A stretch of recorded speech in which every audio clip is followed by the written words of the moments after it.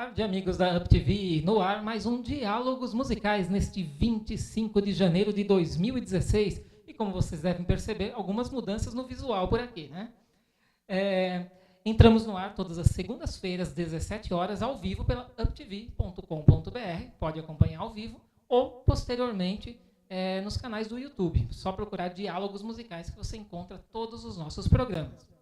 Meu convidado de hoje já esteve aqui e hoje volta para aprofundar vários assuntos que ficaram pendentes naquela ocasião. Ele é maestro e compositor e vai falar sobre a relação de música com filosofia, questões retóricas e semânticas no discurso musical, seja na composição, seja na interpretação. Enfim, tem muito assunto com Rafael Vicoli. Boa tarde, Rafael. Seja bem-vindo novamente. Boa tarde, Eduardo. Boa tarde, espectador da UpTV, Diálogos Musicais. Muito bom, né, voltar tão brevemente ao programa, para a segunda parte daquela outra entrevista, dando continuação. Lembro que tínhamos falado muito sobre regência naquela época, né? Sim, falamos bastante sua atividade como regente. Isso, hoje a gente vai falar um pouco mais sobre composição, né, outras questões não musicais, mas que influenciam diretamente o fazer musical. Isso é muito bom.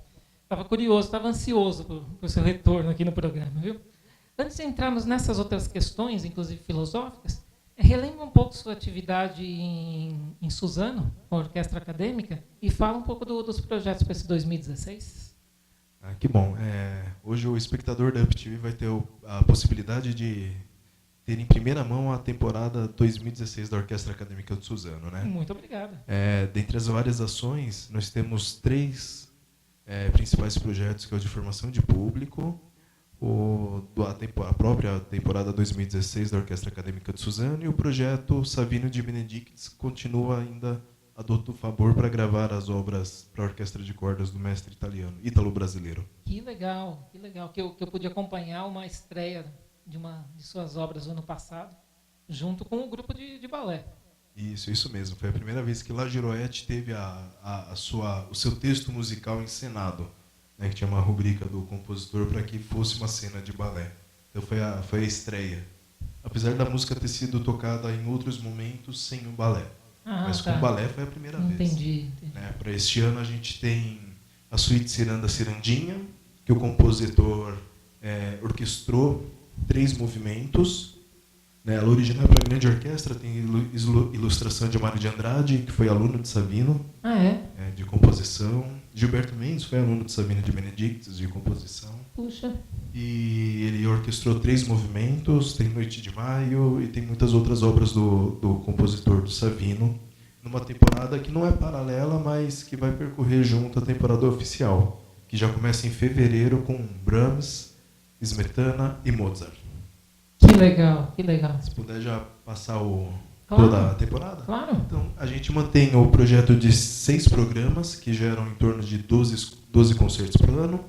O primeiro programa tem Dança Húngara 5, de Johannes Brahms, Moldávia, do Smetana, compositor tcheco, Pequena Serenata Noturna, do Mozart.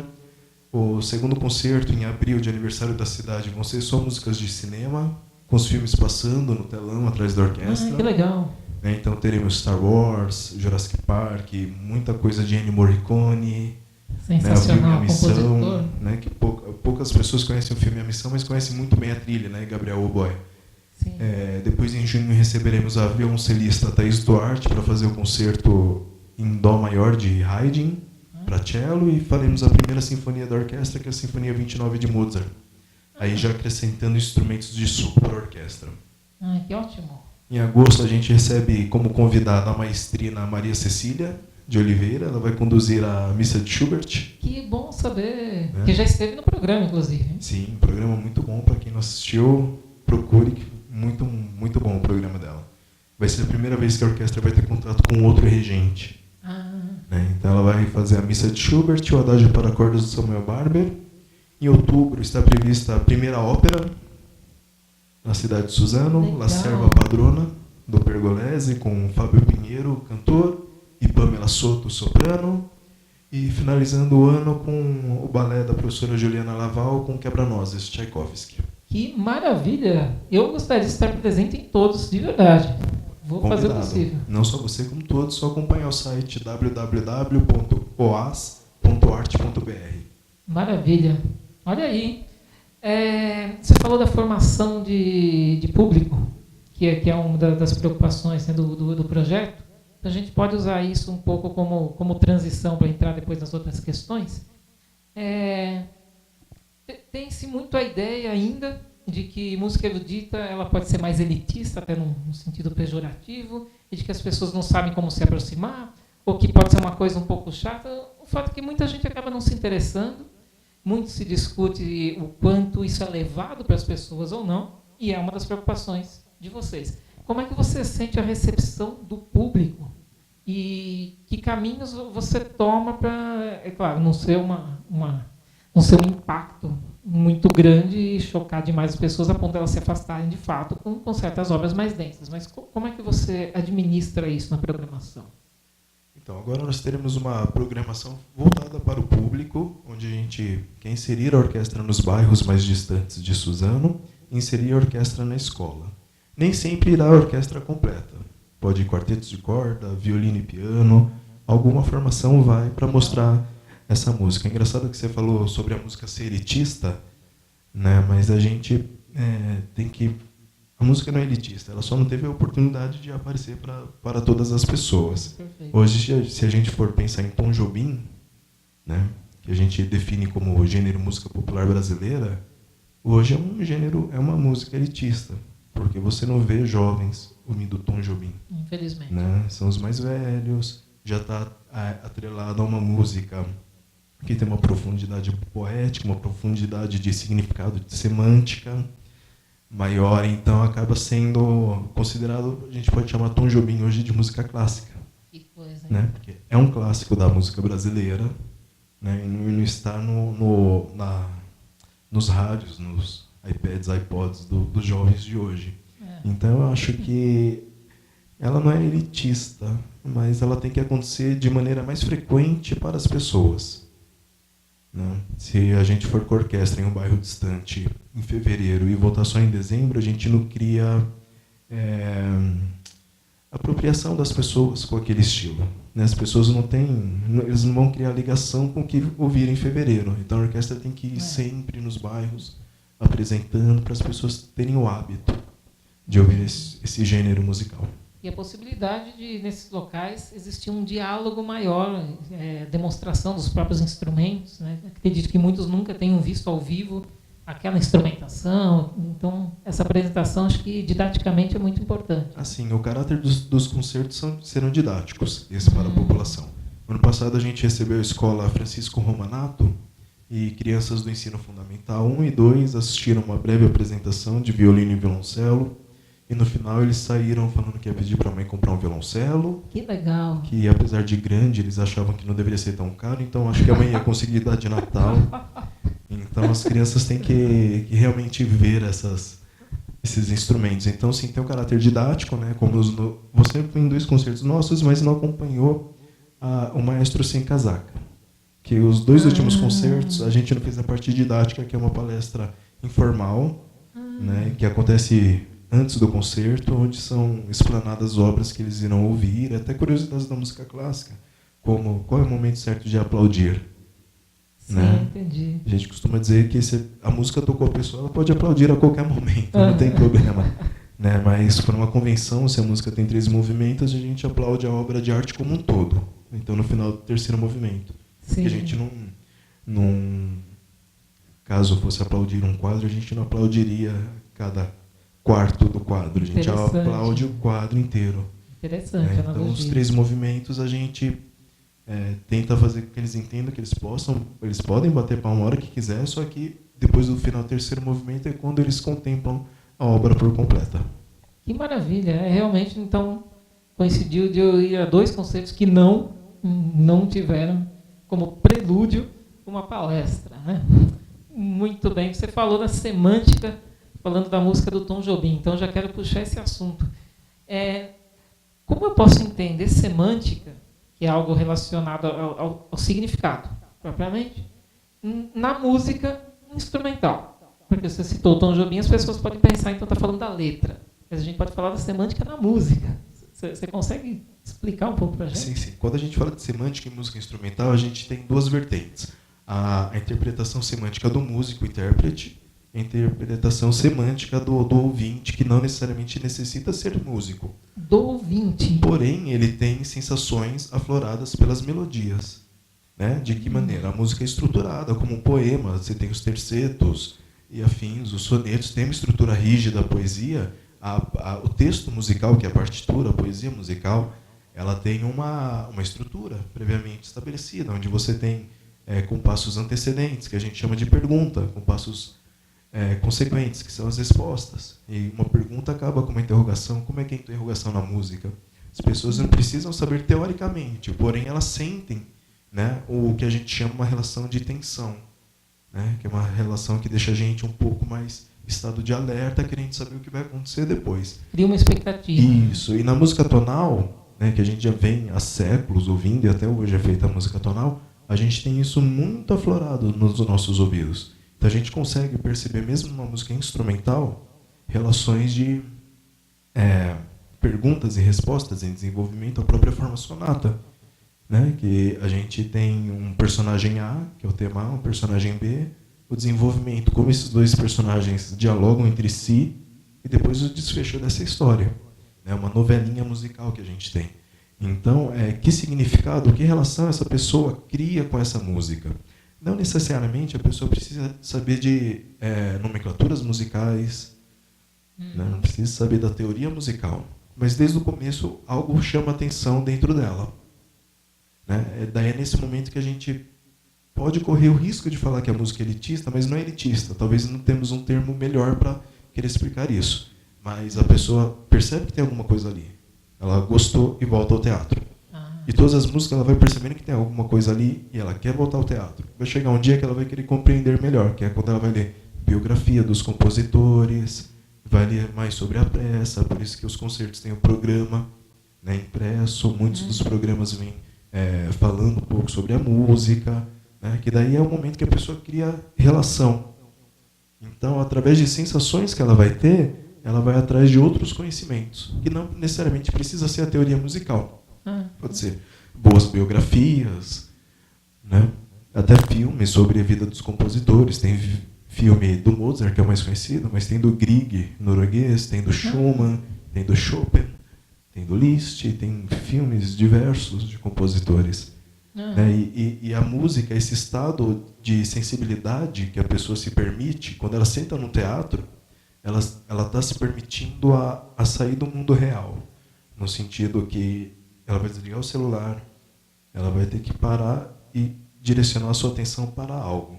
Exige uma atenção, isso é importante, uma escuta ativa. Isso, tem que ser uma escuta ativa sempre, quando você vai ao teatro. Então, o teatro é o momento que as pessoas têm para poder, talvez, vivenciar coisas que a nossa contemporaneidade não deixa. Que hoje a gente não pode, muitas vezes, não se dá o luxo de ficar 5 minutos de olho fechado meditando. E quando você compra um ingresso para um teatro, você sabe que no mínimo 1 hora você vai ter que ficar lá, sem relação com o externo, com o mundo externo. Então, essa escuta ativa abre canais de sensibilização da pessoa que faz com que toda essa semântica que ela pode não compreender a primeiro momento, mexe com ela de alguma forma. Né? A partir do momento que a música, a própria propagação do som, a gente tem frequências, ondas, e essas ondas mexem com o nosso corpo, só fazer a experiência do diapasão, batendo o diapasão e colocando em qualquer superfície gera som, vibra. Então, a gente tem essa escuta ativa, esse estado de sensibilização muito diferenciado. Então a gente tem 2 estados de semântica, o do intérprete e o do ouvinte. São diferentes, bem diferentes. Interessante. O compositor, quer dizer, a música eu posso entender como linguagem, mesmo que não se reduza à linguagem, mas ela é um tipo de linguagem. Sendo um tipo de linguagem, ela é ordenada e ela também pode comunicar. E quem escreve é o compositor. A escrita musical, é bom sempre lembrar que a música é uma linguagem abstrata, que as notas não representam elementos concretos do nosso dia a dia, né? Porque eu já vi pessoas mais leigas que me perguntaram, ela acreditava que a letra de uma música ela teria uma tradução para a linguagem musical. Então o músico saberia fazer essa tradução, e é isso que deveria acompanhar a letra. Não é o caso. É uma linguagem autônoma e uma linguagem abstrata. Então eu não posso dizer árvore na linguagem musical. Não tenho notas que traduzam a palavra árvore ou ente, que seja, né? Mas o compositor ele ordena tudo isso. Você disse que a semântica ela entra pelo viés do intérprete, não o compositor, mas o intérprete, o instrumentista, e o ouvinte, na maneira como ele recebe. O compositor ele não pensa em semântica, você que é compositor. Está implícito o pensamento da semântica ou isso é uma consequência de outro processo? Primeiramente, a gente pode representar a árvore na música instrumental. Pode? Pode. Só ouvir as 4 estações de Vivaldi, a gente ouve uma tempestade mesmo. Na Sexta Sinfonia do Beethoven, né, que é a pastoral, tem momentos que a gente ouve realmente a tempestade, o que a nota programática quer dizer. E isso está muito incluso no conceito poema sinfônico. Né? Sobre a questão da linguagem, sim, a música é uma linguagem abstrata, né? Porém ela é muito sólida. Eu digo que o compositor ele tem a semântica dos dois, do intérprete e do ouvinte. Interessante. Né? Porque naquela famosa frase, nada se cria, tudo se copia, talvez não queira dizer que tudo se copia, mas a referência já está interna. Né? Bach estudou as partituras de Vivaldi. Então ele tinha uma referência. Estava nele. Ele nunca quis copiar Vivaldi. Porém, a referência estava dentro dele, interna. Então, o compositor, ele sofre das duas maneiras. Como ouvinte e como intérprete. Porque como ouvinte, normalmente ele escreve aquilo que ele gostaria ou de ouvir, ou sugerir algo que as pessoas fossem sentir ou ouvir. Uhum. Porém, como intérprete, ele não tem nenhuma garantia disso, porque é outra pessoa que vai ler o texto dele. A gente não poderia pegar uma música, como você me perguntou há um tempo atrás, se deixar a partitura totalmente explicada para o intérprete seria bom. Não, eu acho que no caso da música contemporânea, que a gente tem técnicas expandidas do instrumento, é necessário, porque tem muita técnica nova surgindo. Então, essa é uma garantia do fazer musical. Detalhar elementos de dinâmica, de caráter, de andamento, com maior precisão. Com maior precisão. Né? Talvez o Pierrot Lunaire do Schoenberg precisou, numa época, ser mais detalhado. Hoje não precisa mais, porque é uma peça de repertório. Agora, se eu componho uma música com elementos característicos da estrutura musical do século XIX, seja ela, ainda abre mais a possibilidade. Francesa, alemã, né? O século XIX no Brasil, como funcionou, são coisas totalmente diferentes. Né? Para poder fazer uma música com esse perfil do século XIX, eu preciso ter referência, eu preciso ter escutado muita música. Né? Então, não é uma cópia, mas é um fruto de um mix de tudo que eu já passei, de todas as vivências que eu tive, o que eu vou escrever. Mesma coisa um adolescente, os adolescentes adoram fazer diários, escrever poemas, poesias, e o que eles escrevem? É um mix de tudo que eles sentem na vida. Tudo que eles sentem no dia a dia dele, ele está escrevendo ali. E o compositor é a mesma coisa. Toda a referência que ele tem de vida musical, ele passa para o papel. Perfeito. Né? E a questão, o bom de fazer música de pessoas que estão vivas é que o intérprete pode perguntar.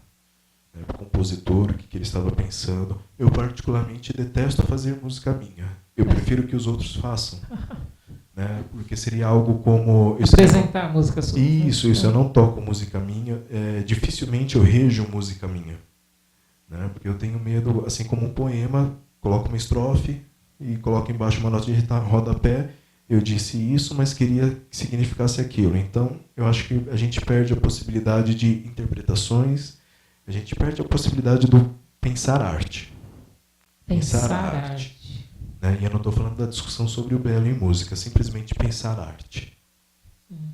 Essa fruição, essa escutativa que a gente estava falando, né? Esse pensar arte.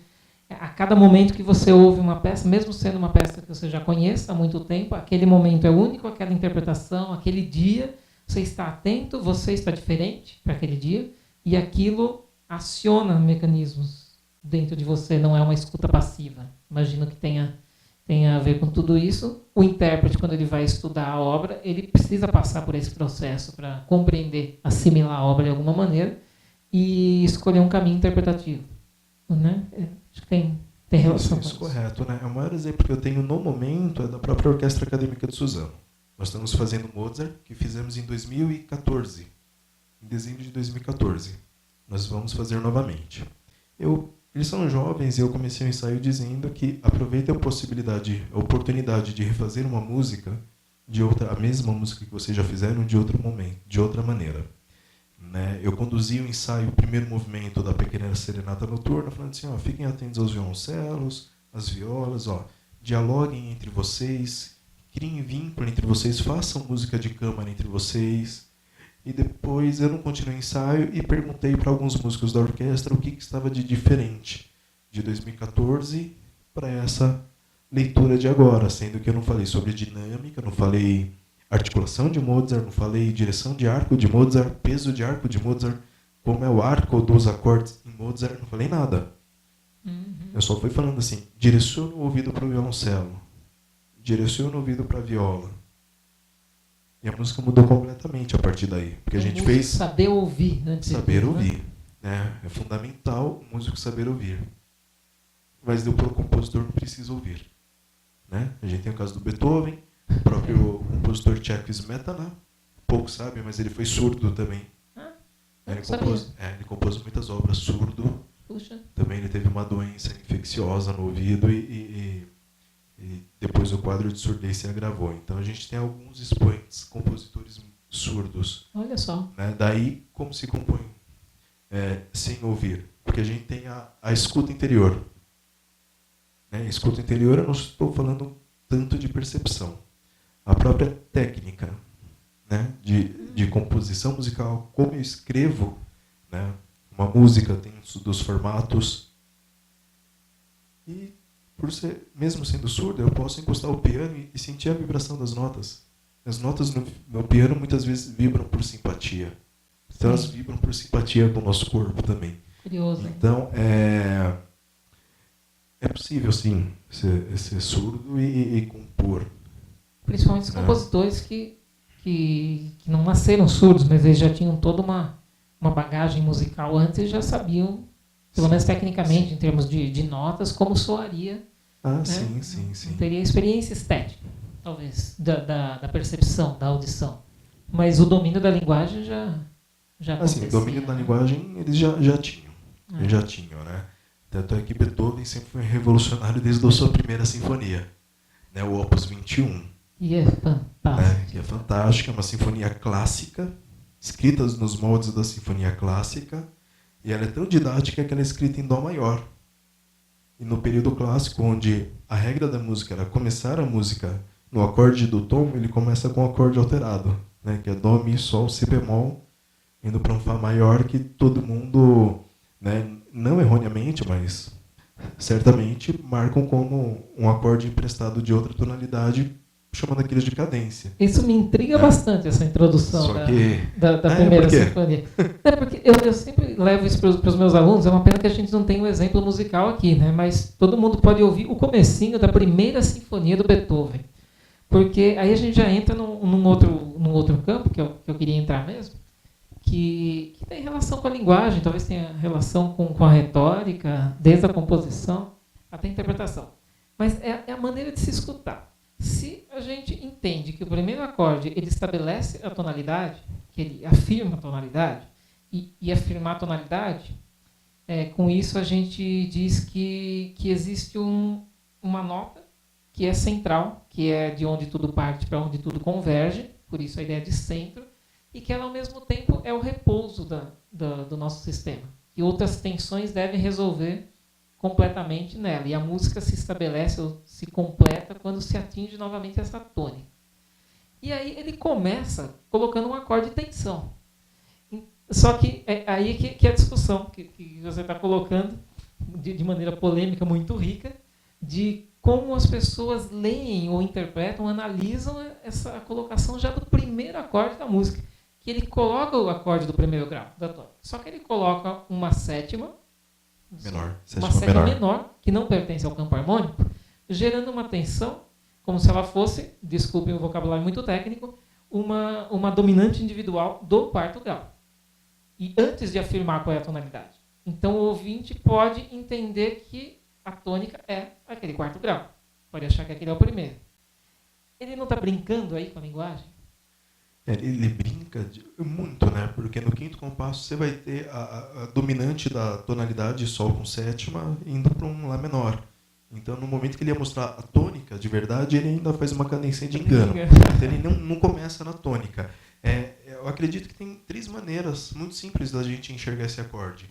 O primeiro é realmente pensando em Stephen Kostka, toda a teoria norte-americana, de que a gente tem um grau emprestado de outra tonalidade. No caso, a dominante do quarto grau, né? Dó maior com sétima é o quinto grau de Fá maior.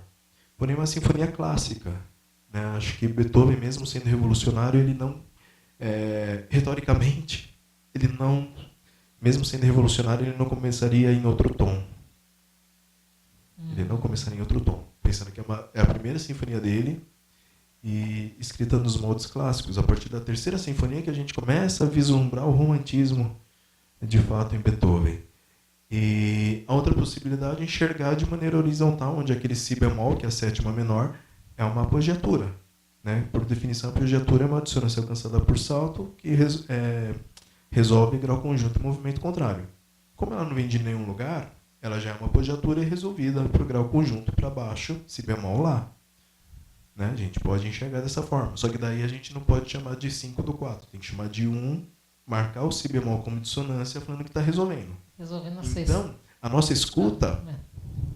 escuta, isso, resolvendo na sexta da escala de Dó maior. Melodicamente, só, mas já caindo num outro acorde.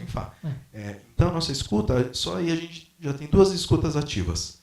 Uma, tentando entender aquele acorde como sendo uma dominante, outra tentando entender aquele acorde como sendo do tom, e aquela sétima não tendo função harmônica, tendo função melódica. Interessante. Né? E a outra possibilidade, que acho que é a que mais me agrada, eu gosto de todas, mas é de que é o primeiro grau, assumidamente, mesmo com si bemol. Né? Obviamente que tem a sonoridade da dominante, tem a sonoridade da cadência, porém, talvez ali o Beethoven escreveu o prefácio do livro do Schoenberg, o Funções Estruturais da Harmonia. Né? Porque no Funções Estruturais da Harmonia, no capítulo 2, Schoenberg já fala. Você tem Dó, Mi, Sol, primeiro grau. Dó, Mi, Sol, Si, primeiro grau alterado. Então tudo é Dó maior. Dó, Mi, Sol, Si bemol, primeiro grau, é a segunda alteração do grau. E aí segue as alterações. Né? Aí que a gente abre o canal para ter uma música do Schoenberg, ou do Berg, ou de qualquer outro assim, do início do século XX, onde eu tenho relações de tensão e relaxamento, mesmo o acorde não sendo um acorde, digamos, consonante, onde eu tenho a terça maior e a quinta justa. Porque na própria condução de vozes, eu posso omitir a quinta, por regra, da teoria. E é uma teoria que vem muito antiga, já dizendo que pode omitir a quinta. A fundamental e a terça já são suficientes para caracterizar a tipologia do acorde. Isso. Então, para o ouvinte entender, eu tenho aqui 5 notas. Dó, Ré, Mi, Fá, Sol. Então, o acorde de Dó maior é Dó, Mi e Sol. Sol é a quinta nota da escala. Então, eu posso omitir na condução de voz, mas a terça não. Porque senão eu não sei se eu estou Dó maior ou Dó menor. Então, se eu tiver um acorde de Dó, Mi, Sol bemol, a gente tem Dó maior. Só que a quinta é rebaixada. Só que daí a gente tem que ver o caminho dessa quinta. Se Sol bemol vem para Fá, você pode interpretar como uma apogiatura, pode interpretar de maneira melódica.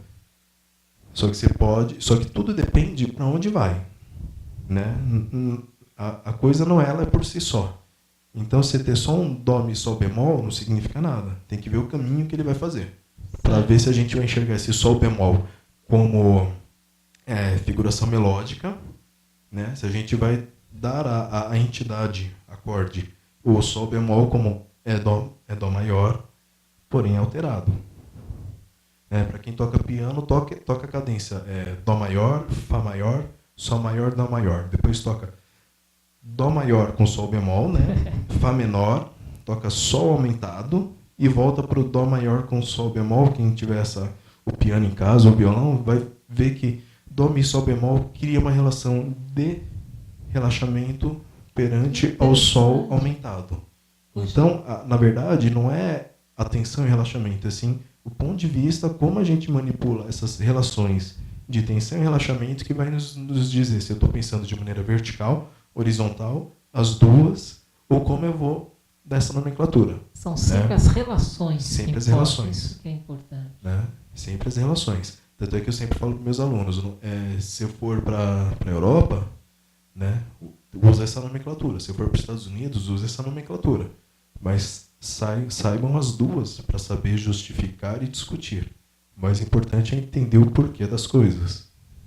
É entender por que um chama em 5 do 4, outro chama de primeiro grau, mas é uma apogiatura melódica, e uma terceira pessoa fala, não, é Dó maior, é primeiro grau indo para o quarto, que ele faz Dó maior, Fá maior, Ré maior, daí a gente já pode ter estabelecer a relação, porque já teve um pequeno discurso, a gente pode ter a relação de ter um quinto grau emprestado, 5 do 5, Sol maior e chega em Lá menor. Para Sol no 16º compasso, que você tem as trompas, onde ele começa quando ele chega em Dó maior, né? Exatamente. Que é onde ele chega em Dó maior. De qualquer maneira, qualquer que seja a maneira de se escutar isso, eu acho uma ousadia do Beethoven colocar esse acorde na sua primeira sinfonia. E é ousadia, mas ele é bem esperto. No bom sentido, que claro, né? A gente brinca com o professor de harmonia, composição, minha querida, amada professora de harmonia, Marisa Ramírez, fala, né? Dó maior é a tonalidade do professor, uma tonalidade didática. Então Beethoven mostrou de maneira didática como usar um acorde alterado numa sinfonia. Nossa, e como, né? Eu me divirto ouvindo isso, né? Porque a gente ouve uma coisa, vai para um lugar, a gente ouve a mesma ideia num outro grau. Só que aí quando vem a terceira vez que a gente compreendeu, a gente entendeu o caminho, aí ele estende.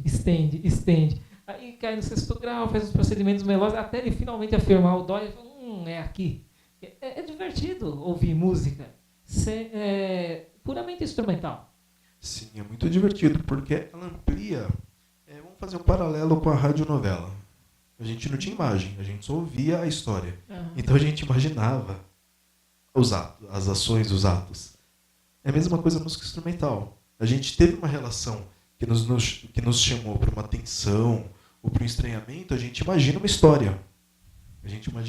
Então a possibilidade criativa que a gente tem ao ouvir uma música instrumental não programática, né, porque o poema sinfônico traz um programa. O poema sinfônico é uma música baseada num poema. Isso, que nem o poema de Maeterlinck lá, o Pelléas et Mélisande, que Debussy fez uma ópera, Schoenberg fez um poema sinfônico.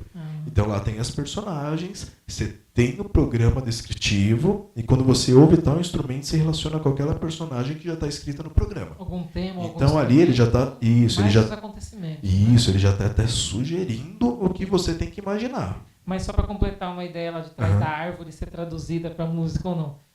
Não existe, o que eu queria dizer é que não existe uma sequência de notas determinadas que você olhando, você identifica. Isso é árvore. Isso é que não existe essa relação direta. Não, mas você pode... Você pode olhar numa nota e ver uma cor, né? Você pode olhar uma nota e ver um cheiro, sentir um cheiro. Objetivamente? Objetivamente? Sinestesia. Até o final da primeira infância, aos 7 anos, os sentidos das crianças são todos interligados. Isso que faz com que a gente, mesmo depois de anos, ouça uma música e lembre do gosto do feijão da avó. Porque isso é sinestesia, isso é neurologia. Tem um neurologista maravilhoso, Oliver Sacks, enfim, faleceu recentemente, né, mas ele trabalha essa relação do cérebro e música de maneiras diferentes. Mas a sinestesia, de maneira muito simples, assim, né, ela é bem mais complexa. Todos os sentidos na criança são ligados até o final da primeira infância. Então a criança está fazendo relação com tudo, né? Então, quando a gente se ouve uma pessoa falar assim, nossa, eu ouvi essa música, lembrei do gosto do feijão da minha avó. Ela não é louca. Talvez seja em outra esfera, mas nessa não. Talvez alguma coisa aconteceu na passagem da primeira infância que fez esse sentido ou ser memorizado ou ainda continuar conectado. Sim. Audição e olfato, audição e paladar. Né? Isso pode acontecer. Mas isso é a experiência individual da criança. Isso é a experiência não individual. Só que tem muitos músicos que têm sinestesia. Ah, que coisa. Tem muitos músicos que têm sinestesia. Né? Por exemplo, se eu estiver ensaiando um grupo de metais e o som estiver amarelo, eu sei que está desafinado. Tem que estar meio ferrugem. Você tem sinestesia? Eu tenho para som e cor. Né? Porque quando eu era pequeno eu gostava de desenhar, só que eu nunca tive talento, nem aptidão para isso. Então eu acabei indo para a música pela minha inaptidão para desenho e pintura. Né? Então, agora como compositor eu faço cores através do som, da orquestração. Como eu relaciono essas cores instrumentais, esses timbres. Né? Então, por exemplo, o som dos metais para mim, eu associo à ferrugem. E se a imagem da ferrugem vier muito forte à minha cabeça, eu sei que os metais estão afinados. Que coisa! Que então, coisa interessantíssima. É uma questão sinestésica do ser humano. São essas relações de sentidos que nós temos. Né? Então a gente não vê a árvore, mas pode ver outras coisas. Nossa, vai muito mais longe. Tanto é que quando algumas crianças falam assim, que nota é essa? Não sei, mas é azul. E sempre vai ser azul? Sempre vai ser azul. Aquela nota pra... Sempre vai ser azul. Puxa. Leia um livro. Como eu faço para voltar a ser criança e ter essa experiência? Talvez, se eu estivesse conversando com a minha mãe, ela é espírita, ela ia te dar a solução rapidinho. Puxa. Porque ela acredita na reencarnação. Que coisa. Mas não precisa. Não precisa chegar tanto. Fica a dica, uma leitura, Alucinações Musicais, de Oliver Sacks. Alucinações Musicais. Isso, é um livro muito interessante, que ele fala de várias relações da música e do cérebro. Inclusive de um médico que estudou música quando era pequeno. Num piquenique, um raio atingiu ele, e quando ele voltou do coma, ele ouvia música de piano na cabeça. Música de piano, voltou a estudar. Começou a tocar Chopin, Liszt, mas ele comprava muitas partituras e não descobria que música era. Um dia ele foi estudar escrituração musical e transcreveu a música que ele ouvia. E era uma composição dele. Então, são coisas que acontecem com a gente em relação à música e cérebro. Não que seja um pré-requisito para a pessoa que quer estudar música ela ter desenvolvido tudo isso, mas são coisas que acontecem. Nem levar um raio na cabeça, né? Não, é verdade. Mas são coisas que acontecem. Então, aí mostra a questão do compositor. A música já estava nele. Ele só não teve um canal para poder passar isso para o mundo. De alguma maneira, o trágico, assim, não sei se é trágico, depois ele virou um grande pianista, mas a princípio o trágico acidente com ele abriu um canal de comunicação que talvez tivesse sido fechado na primeira infância, ou na infância. Né? Pela própria necessidade da gente viver numa sociedade que a gente tem que ter um emprego, tem que sair da escola, ir para a faculdade, tirar boas notas, ter emprego e normalizar todas essas relações. Né? O ser humano ele não é normal por definição, então a relação humana, social, não tem que ser normal no sentido de todo mundo faz tudo igual. Uhum. Sim. Então talvez isso já existisse nele, só precisava de um canal para ser liberto, e aconteceu. E quando eu penso nessa questão, eu penso mais filosoficamente, se a música já está dentro, o processo composicional. Isso sem contar a circunstância que um compositor às vezes precisa fazer uma obra por encomenda, não é uma simples, porque senão a gente pode cair num superficialismo da música ser uma simples expressividade e que ela traduz um sentimento e que aquilo é próprio do artista e que depois cada um lê e a gente perde elementos objetivos da própria linguagem musical e tudo mais. Né? Eu sei que não é disso que você está falando. Você está falando de casos que eu acho que são mais... Não, são casos mais específicos. E o legal que você falou da música sobre encomenda, que eu me lembro que no final do programa passado, você saiu até um pouco chateado e falou assim, poxa, eu gostaria de saber como é que funciona quando tem encomenda. Né? Quando tem encomenda, a gente trabalha... O compositor, ele Ele não quer ser compositor para ganhar dinheiro, coisas do tipo. Da mesma forma que o poeta escreve por necessidade de escrever, o compositor escreve por necessidade. É uma necessidade pessoal, não é uma necessidade... Sim. Né? Aliás, uma necessidade humana, não pessoal. Porque uma necessidade pessoal seria: preciso terminar isso para ter dinheiro para ir no supermercado. Necessidade humana é o que me deixa vivo. Eu preciso disso para viver. Eu preciso me expressar de alguma forma. Então, normalmente, isso é que acontece comigo e acontece com muitos outros, com certeza. A gente compõe, vai compondo, vai compondo, vai compondo, vai compondo. Temos os nossos caderninhos com várias composições. Né? E não assim, eu tenho um caderno de composições para orquestra, um caderno para composição coral, um caderno para composição para piano. Eu tenho minhas composições. Né? Vai escrever o Arte da Fuga a 4 vozes. Você pode passar ela para o instrumento que você quiser. Então a gente simplesmente compõe. Se aparecer uma encomenda de piano, vamos nos caderninhos. Acho que isso tem mais a ver com a pessoa. Você pode já usar um material, né? Ali. Caso você não queira usar nenhum, o compositor tem técnica, da mesma maneira que um pianista estuda escalas, arpejos, exercícios técnicas de Anon, Czerny, para manter o seu nível. O compositor tem técnicas de composição. Né? E você precisa escrever sempre, mesmo que como exercício. Mesmo que como exercício. Né? Para manter a técnica. Isso. Como é que você cria uma melodia que sai do 1º grau para o 4º grau, para o 5º grau? Né? Como é que você une todos esses elementos? Então são exercícios. Uma vez aprendido, você precisa praticar mesmo. Isso. Curioso, precisa exercitar. Né? Então é possível assim, compor uma música onde talvez você... É difícil você não ter relação com a obra em si, por mais que seja uma encomenda de última hora. Né? Mas é possível você compor de maneira, digamos, mais consciente. Quando eu digo consciente, é que sai um pouco daquela fantasia de que vem uma inspiração. Não tem inspiração, tem trabalho. A gente escreve todo dia. É isso que eu tento deixar claro para muita gente. Pode interpretar dessa maneira algumas coisas quando a gente fala, principalmente quem não é músico, né? Mas que a coisa não é assim, tão simples, e que se a pessoa não tem isso, então ela nem se interessa em aprender música porque não vai ter jeito. Não é assim. Não, e tem momentos que você está em algum lugar, vem uma música, vem uma melodia. Você não sabe de onde vem. Né? Você não sabe. Então tem o lado da inspiração, seria isso. Eu acho que a inspiração seria mais ou menos igual a sorte. No sentido onde a sorte não é a oportunidade que aparece.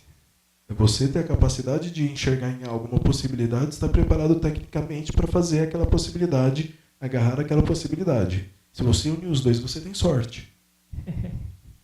Inspiração é você ver a oportunidade de enxergar uma oportunidade numa sonoridade ambiente que aconteceu no seu dia a dia e ter a técnica para transformar aquilo em algo relevante primeiramente para você. Então, acho que seria um pouco esse paralelo. Assim. É ótimo, porque eu estou ouvindo você falar e você tem essa experiência como compositor já. Você sabe o número de composições que você já tem? Já está chegando a 90. 90 composições? Isso. Tão jovem. Isso, 90 composições. E para diversas formações? Eu componho. Mas você pensa no instrumento na hora de compor? Ou exemplo da Arte da Fuga, que não, é normalmente escrita pode em aberto, acontecer assim. Né? O ano passado, um jovem trompista, o Rodolfo Bairros, eu dei uma oportunidade para ele de solar uma peça do Sansans com a orquestra. Né? Só que ele está aprendendo instrumento ainda. Só que ele está indo muito bem no instrumento. E ele falou assim, se pedirem bis, eu não tenho bis. Eu escrevi uma composição para ele de 3 minutos. Mas era algo que já assim, existia previamente. Então eu só tive que olhar para a composição e ver, isso é adequado para a trompa, se eu mudar essa tessitura não vai chocar com os outros instrumentos? Não. Fiz a orquestração, ou seja, pintei a tela. Né? Ou melhor, dei a aquarela. Dei a tela e a aquarela para um jovem trompista interpretar e colorir. Curioso, hein?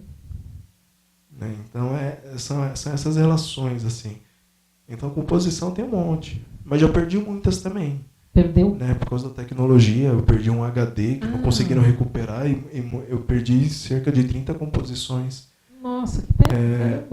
Algumas eu tenho... Um terço do que você tem agora. Isso. Seria um quarto do total. Isso. Daí algumas eu tinha o manuscrito ainda, outras eu perdi em mudança, outras em época de faculdade, assim, compunha correndo, entregava a folha da composição pro professor e não tirava cópia. Então, muito eu perdi também. E não é algo que dá para você compor, ele sabe tudo de cabeça. Não é assim, né? O processo não é mais assim. complexo. Tem algumas que eu perdi, que eu lembro, muitos trechos dela, não lembro ela completa. Essas eu estou tentando recriar. Só que daí já passa por um trabalho... É uma recriação. Recriação. Uma era para violoncelo e piano. A pianista não tinha mais a parte do piano, mas o violoncelista tinha a parte do cello. Então, através disso, eu tento lembrar a música, né? Os graus, os acordes, e estou reescrevendo o piano através do violoncelo que eu já tinha escrito. Que coisa. Então, mas muitas eu perdi mesmo. A primeira coisa assim, que existe com a qual você se preocupa na hora de compor. Eu, por exemplo, compositor de Eduardo Escalante, grande compositor brasileiro, está convidado para vir ao programa. Ele sempre diz que estrutura é algo em que ele sempre pensa. E por mais que ele componha atualmente, ele não seja tonal, e que aliás é uma outra discussão, e que vai ficar para o próximo programa, que necessariamente você volta, porque eu acho que vai dar um programa inteiro, um tópico que eu vou comentar, e inclusive para exibir músicas suas. Mas ele comenta que a estrutura é o que ele procura mapear primeiro. Uma composição, você tem um caminho semelhante? Você acha que... Eu entendo que todo tipo de narrativa, como a música também é, concreta ou abstrata, mas ela se dá no tempo, ela acaba gerando um tipo de estrutura. Ela é sempre estruturada. Acho que não existe nada que seja completamente solto e aleatório. De alguma maneira a gente vai acabar compreendendo relações e isso gera uma estrutura. Você pensa nessa estrutura a priori, mesmo se a peça não for clássica, que é onde, imagino, a estrutura quase que conduzia o pensamento? Eu, hoje em dia, já tentei de tudo. Já tentei, como Bartók, usar a seção áurea, proporção divina. Já tentei pensar primeiro um mapa harmônico. Hoje eu penso assim, eu quero escrever um ternário hoje. Eu tenho um ABA para escrever. Se esse A vai ter não sei quantos compassos de pergunta, com um B com menos compassos de resposta, isso não dialoga com a estrutura ternária que já vinha acontecendo nos séculos anteriores, não tem problema. O que eu tenho medo é de virar como aquele estilo de composição chamado fantasia, né? Que o tema vai se desenrolando, e muitas vezes ele pode se perder e ir para outro lugar e não retomar o tema. Né? Eu, por ser de uma tradição germânica, eu tenho o cuidado de sempre ter um motivo como condutor. Então, independente da música ser ternárias, forma sonata, qualquer outro tipo de estrutura musical, eu tenho um motivo como condutor. Então, eu normalmente me sento ao piano, ou se não tiver ao piano, estou cantando em algum lugar assim, e encontrei um motivo que me agrade. Esse motivo vai disparar o resto. Né? Como eu desenvolvo esse motivo nos mínimos detalhes. Né? Beethoven, novamente, escreveu uma sinfonia de 40 minutos. Sim. Né? Com 4 notas. Isso. Né? E esse motivo rítmico acontece em todos os movimentos dessa sinfonia. Genial. Né? Então, a minha questão é mais motívica. Eu estou passando um momento minimalista da minha vida. Para Juliana Laval, ela teve umas peças para balé que não foram estreadas ainda por ela, né? Que ela vai fazer a coreografia, e está num campo muito minimalista. Não chega a ter uma forma específica, mas às vezes é uma nota que dela vai derivando outras e, por fim, acaba nela mesmo. Então, a forma é a própria nota em si. Né? Então, estou passando por um momento desse, assim. Eu tento ficar fora de rótulos, na verdade. Excelente. E sempre muito consciente. Como a gente tem que encerrar, porque já acabou o programa, na verdade? Nossa, já? Já acabou. Então, eu quero aqui já fazer o convite e já ver se você aceita de voltar no outro programa. A gente até brincou de fazer uma série de 12 programas que a gente falou de serialismo, né? Das classes de altura. Mas realmente tem que o foco do programa era realmente pegar esse tema serialismo e trazer de volta, né? Então, e falar sobre... Retomar isso, exatamente. Retomar. Falar tanto da sua postura, da sua posição, de que o atonalismo, de fato, só acontece no serialismo, voltar para a gente falar disso, explicar um pouco para as pessoas, um pouco mais detalhadamente, até para alguns mais leigos, um pouco do que é o sistema atonal de fato, do que é o sistema atonal, do que é o serialismo integral. E, com esse gancho, você comentar algumas composições suas, inclusive falar sobre o período minimalista, detalhar um pouco mais o processo, baseado em uma ou outra composição. Você aceitaria? Aceito. Então tá ótimo. Então, bom, tenho que encerrar. Quando que é o primeiro concerto do ano da Orquestra Acadêmica de Suzano? Ainda não está definida a data, mas vai ser ou na última terça de fevereiro ou na primeira terça de março. Certo. Que é o Smetana, o Mozart e o Brahms. Isso. Que maravilha. Então, bom, fiquem atentos aí no site. Muito obrigado. O meu site pessoal, www.rafaelvicole.com, e da Orquestra Acadêmica de Suzano, www.oas.arte.br. Muito obrigado, Rafael Vicole, mais uma vez. Muito obrigado novamente. Prazer enorme conversar de música nesse grau de profundidade com alguém tão talentoso e consciente como você. Parabéns pelos trabalhos, que vão ser muitos ainda. Vê se não perde composição. Não é? Agradeço ao teleinternauta que sempre nos acompanha. Desejo um ótimo 2016 para todo mundo. E nós nos vemos na próxima segunda-feira, às 17 horas, ao vivo, aqui pela UpTV, a TV Sem Fronteiras.